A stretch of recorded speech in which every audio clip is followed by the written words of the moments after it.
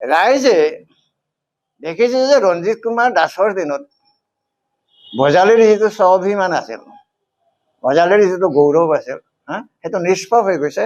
নাইবা বহুতে ক'ব খুজিছে ৰঞ্জিত কুমাৰ দাসে বজালীক আচলতে বজালীৰ আত্মটোকে হত্যা কৰি পেলাইছে। কাৰণ জিলাৰ সীমা নিৰ্ধাৰণতে উল্টা পাল্টা কৰি কাটি কুটি সৰ্বানন্দ সোণোৱালৰ দিনত যিখন জিলা আছিল সেইখন হেমন্ত বিশ্ব শৰ্মাৰ দিনত ধ্বংস কৰি দি আৰু জিলা বনাইছে, মহকুমা বনাইলে আৰু জিলা বনাইছে, আৰু জিলাৰ সীমা নিৰ্ধাৰণ কৰি আৰু সমষ্টি বনাব গৈছে। গতিকে নতুন সমষ্টি বনাব যাওঁতে যাওঁতে ভৱানীপুৰ সদৰ সমষ্টি ৰঞ্জিত দাসৰ নিজৰ কাৰণে বনাব যাওঁতে কি হ'ল, বজালী সমষ্টিটো একেবাৰে আমাৰ কাৰণে নষ্ট কৰি পেলাইছে বা খিলঞ্জীয়াৰ কাৰণে নষ্ট কৰি পেলাইছে। গতিকে এইফালৰ পৰা চাবলৈ গ'লে বাকী কাম কাজ ৰাস্তা ঘাটৰ কামটো কৰিয়ে থাকিব, এইটো ৰেগুলাৰ বস্তু এটা। ক'ৰবাৰ মহিলাক আত্মসহায়ক গোটছে কিবা সেইবিলাকতো বাজপেয়ীৰ দিনৰ পৰাই দি আছে। গতিকে এইবিলাক এটা ৰেগুলাৰ কাম, সেইটোৰ সন্তুষ্ট কথা নাই।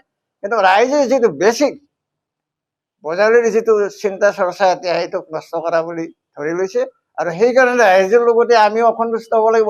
যদি আজি বজালী কলেজখন নিৰ্মূল হ'ল, হোৱাৰ পাছত যিটো অনুষ্ঠান গঠন কৰিছিল সেই অনুষ্ঠানটো যদি বজালীতে নাথাকিল, নাইবা পাঠশালাত নাথাকিল, যে পাঠশালা শিক্ষানগৰীৰ নাম থাকিলে আজি কি হ'ব? আজি শিক্ষানগৰীৰ বজালী কলেজ নাই, আৰু তাৰ ফলত যিটো ভট্টদেৱ ইউনিভাৰ্চিটি হৈছিল সেইটো এতিয়া বৰপেটা ডিষ্ট্ৰিক্টলৈ গুচি গৈছে।